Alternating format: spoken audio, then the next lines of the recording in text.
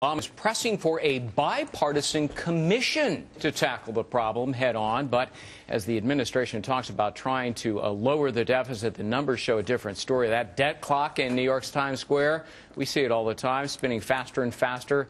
How can you bring the deficit down when the spending projects keep piling up? Congressman Jeb Hensarling is a Republican from Texas. He joins us live. Thanks very much for being with us. You know, when the president last addressed Congress, February of last year, he vowed then that he was going to cut the deficit in half. Since then, it's jumped by $1.4 trillion, principally because of what the president himself has done.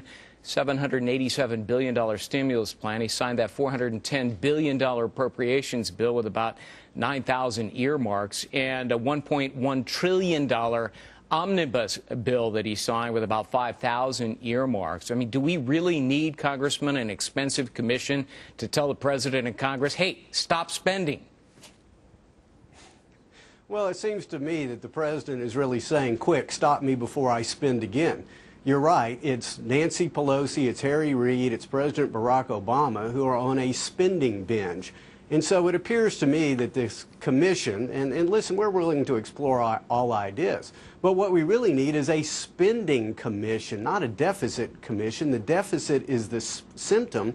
It's spending that's the disease. We could balance this year's budget by simply raising taxes 60%, a 60% increase on income taxes, and I fear this commission, frankly, is just cover to try to put that kind of massive tax increase on the American people, which will crush an economy that's already suffering through 10% unemployment. Some Republicans have long called for a spending freeze, and in fact, John McCain proposed it in September of 2008. I looked it up earlier today. At the time, candidate Obama ridiculed the idea. Now we're hearing it, though, from some prominent Democrats, among them Senator Evan Bayh, again a Democrat, who says the president might well announce it on Wednesday night in his State of the Union address. Would that essentially be an admission by the president, hey, I was wrong, my policies are really sort of out of touch with economic and political reality? Well, I think so. I mean, listen, it would be a baby step in the right direction. But we also have to remember that 60% of spending is what we call entitlement or mandatory spending.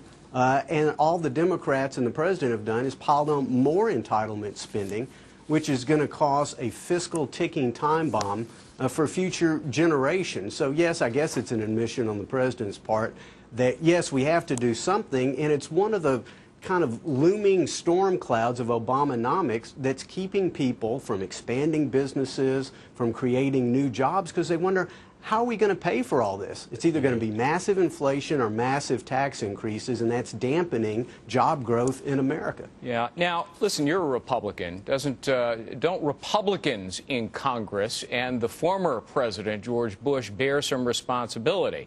He had a surplus and turned it into a $1 trillion deficit.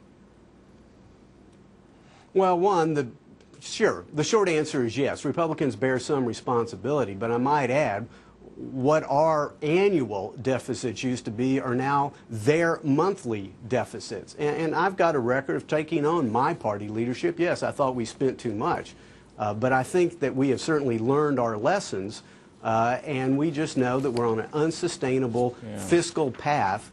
And we've got to make sure that the federal budget doesn't grow beyond the family budget's ability to pay for. One of the reasons people voted for Barack Obama was because he repeatedly vowed that he would not raise taxes on the middle class. Yesterday, his senior advisor, David Axelrod, said, well, we have to deal with the deficit if anybody has a plan to do it without raising any taxes on anybody, upper income or lower or below, then they should come forward with it. Does it sound to you like Axelrod and this administration is talking about breaking their promise, taxing the middle and lower class?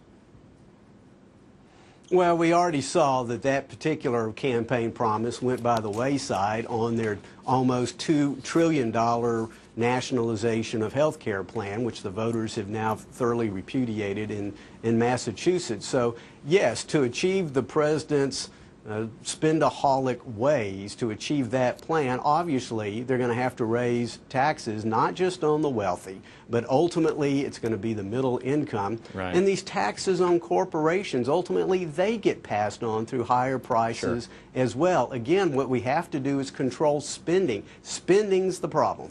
Congressman Jeb Hensarling, thank you very much for being with us. Martha? Thank you. Well, the Texas business mogul who served at the helm